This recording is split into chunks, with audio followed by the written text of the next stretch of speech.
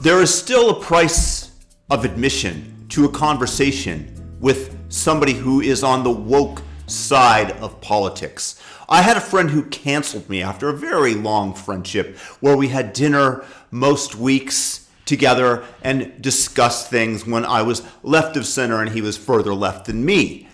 Since the Democrats have completely escaped reality and have gone off into the nether regions, he was still caught up with that and hadn't spoken to me for 2 years after refusing to return any texts. Then I got a nice text from him and we started communicating again. So I'm in there and I'm discussing a litany of items where the Biden administration, where the Democrats have gone off the deep end.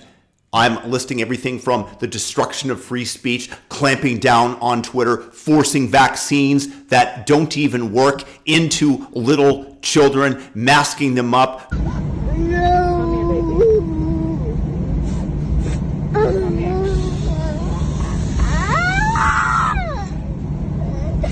Destroying school, destroying small businesses, the color revolution that was the 2020 BLM antifa riots, the weaponization of the justice system. So I'm going through this long list of how the Democrats and the left and the uniparty have wronged our nation. And rather than respond, he tells me that I haven't even declared that I disagree with some of the things that Trump is doing. That is the price of admission to the conversation for these woke people that are disgusted with the Democrats. And I said, I refuse to pay this admission fee. We are discussing everything wrong that the leftists and the uniparty have done to undermine our rights as citizens, to undermine the enjoyment and the lives that people have around the planet, the corruption from spending $70,000 on a DEI play in Ireland or comic books on transgenderism in Peru. The list of what USAID has done that is nefarious is endless and wasteful. But in order to discuss it with them, hey, you got to say orange man bad. And I responded, orange man great. A+++. And of course, he tells me that I'm engaging in groupthink. Me, groupthink. The man who stood up to BLM and called it a scam, despite the fact that I had all sorts of people on Facebook disown me, call me racist, say that I'm a stupid person, and I stood strong and never backed down. And yet I'm engaging in groupthink. This is how they remember the past. That it wasn't, he said, a big deal to stand up to BLM. Oh, what a contrarian take.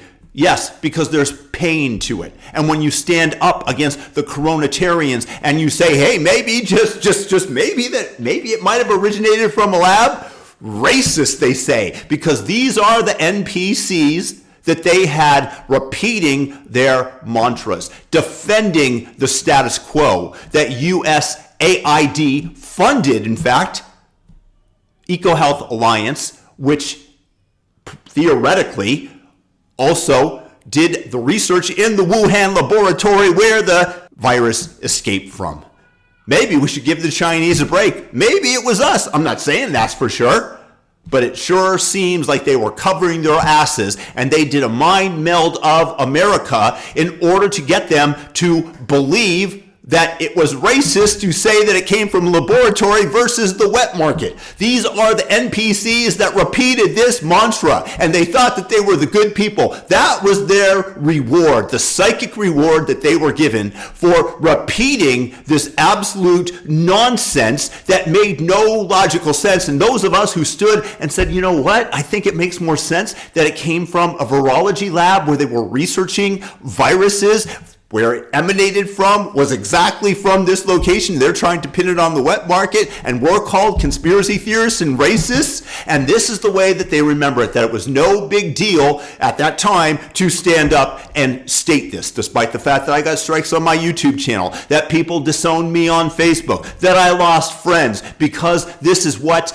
the complex of America that tries to define the Overton window and what is acceptable to say, and then you have the NPCs that are repeating this. And then they go back and pretend that it wasn't a big deal to be against BLM, that it wasn't a big deal to be against the vaccine, or to say, I don't know if masking works, or, as in the example that I just gave, the origin of the original virus.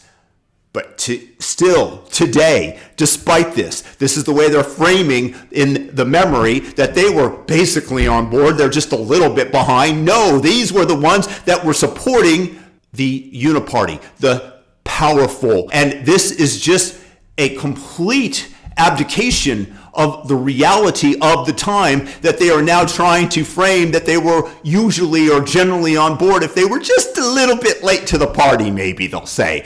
Bullshit. You're welcome to join the train of sanity.